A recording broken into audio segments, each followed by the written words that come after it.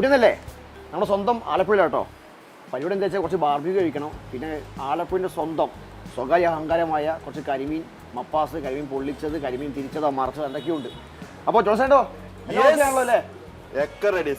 ഇത് കത്തിപ്പോ പോന്നായിട്ട് അത് കത്തണമല്ലോ. ആണോ? ആ കത്തി കനലിന്റെ മുകളിലാണല്ലോ ബാക്കി നമുക്ക് കിട്ടേണ്ടത്. അപ്പൊ എന്താ പരിപാടി ഇതില്? അതിലേക്ക് വരുന്ന സാധനങ്ങൾ ഓൺ ദ വെയിലാണ് വന്നുകൊണ്ടിരിക്കുന്നത്. കാരണം എനിക്ക് വരുന്നു. പൈനാപ്പിൾ ഉണ്ട്, ചീസ് ഉണ്ട്, പനീർ ഉണ്ട്, പ്രോൺസ്, ജിങ്ക, ദാറ്റ് മീൻസ് പ്രോൺസ്, പിന്നെ ചിക്കൻ, ഫിഷ് ആണത്. ഇതാണ് ഞങ്ങളുടെ മാസ്റ്റർ ആണ് ഇവിടുത്തെ. ഇവരൊക്കെയാണ് ഞങ്ങളുടെ അസിസ്റ്റന്റ്. പിന്നെ വേറെ എന്തൊക്കെയാ നമുക്ക്? ആലപ്പുഴക്കാരുടെ സ്വന്തം കരിമീൻ പൊളിച്ചത്, വരാൽ നിർത്തി പൊരിച്ചത്. നമ്മൾ റൊട്ടീനൊക്കെ കഴിക്കുമ്പോൾ കുറച്ച് ഗ്രേവി വേണമല്ലോ. സ്വന്തം പ്രോൺസ് മോട്ട്ലി, അടിപൊളി. അപ്പോൾ നമ്മൾ കുറച്ച് ഫുഡ് നേരത്തെ വിളിച്ച് പറഞ്ഞിരുന്നു. അപ്പോൾ കുറച്ചേ നമ്മൾ എടുത്തിട്ടുള്ളൂ. ഐറ്റങ്ങൾ കുറേ നിരവധിയുണ്ട്.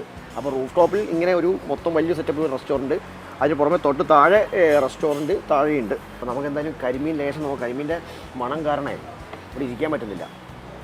നല്ല ചൂടാട്ടോ. ഒരു ചെറിയ പുളി, എരു എല്ലാം സെറ്റ് പൊളിച്ചു. ഇതുണ്ടല്ലേ വരാല് ഫ്രൈയില്ലേ? യെസ്, തകർത്തു. സ്വർഗം മാമാ സ്വർഗം. ഓരോ ഡിഷും ഓരോരോ ടേസ്റ്റാണ്. അപ്പോൾ ഇതിൻ്റെയൊക്കെ കൂടുതൽ കഥകളറിയാം കലവറായി പോയിട്ട്. ബാ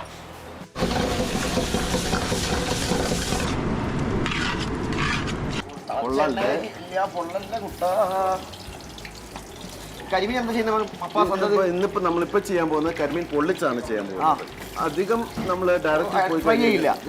ജസ്റ്റ് ഒന്ന് അതിന്റെ ജസ്റ്റ് ഒന്ന് കട്ടിയായിട്ട് കിട്ടാൻ മാത്രം. വേറെ എന്തൊക്കെ ഐറ്റം? വേറെ ബീഫ് ഡ്രൈ ഫ്രൈ ഞങ്ങളുടെ ഇവിടുത്തെ വേറൊരു ഏറ്റവും മൂവാളായിട്ടുള്ള ഒരു സാധനമാണ്. ബീഫ് BDF എന്ന് പറയുന്നത്.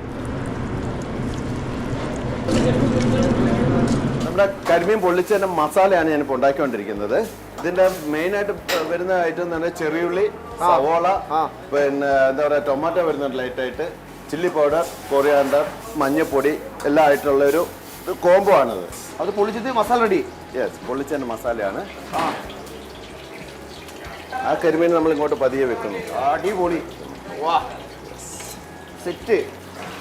അവൻ നമ്മൾ സ്നേഹത്തോടെ ലേശം കൂടെ തലോടല്, കുറച്ചും കൂടെ ഒന്ന് തലോടി വിടുന്നു. ദോശയുടെ വായിൽ വെള്ളം വരുന്നുണ്ട് കേട്ടോ. കുറച്ച് തേങ്ങാപ്പാല് അത് നമ്മൾ ഒരു ഭംഗിക്ക് ഫിനിഷിങ്ങിന് വേണ്ടിയിട്ട് ആ മുളകിന്റെ ഷാർപ്നെസ് ഒന്ന് കുറയ്ക്കാൻ വേണ്ടി ഒക്കെ ആയിട്ടാണ് തേങ്ങാപ്പാല് പതിയെ നമ്മൾ ഒഴിച്ചു കൊടുക്കുന്നത് സ്നേഹത്തോടെ. ഇനി തുറക്കുമ്പം രസത്തിനായിട്ട് എന്തെങ്കിലുമൊക്കെ വേണമല്ലോ. ആ ഒരു ഭംഗി സർപ്രൈസ്. ഇതിപ്പോ എന്ത് റേറ്റ് വരും ഈ കരിമീൻ?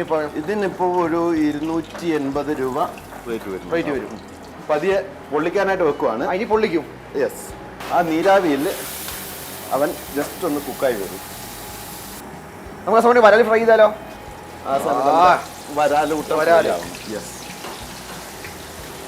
ഇതാ നമ്മുടെ കരിമീൻ പൊള്ളിച്ച് നമ്മുടെ റെഡി ആയിട്ടിരിക്കുകയാണ്.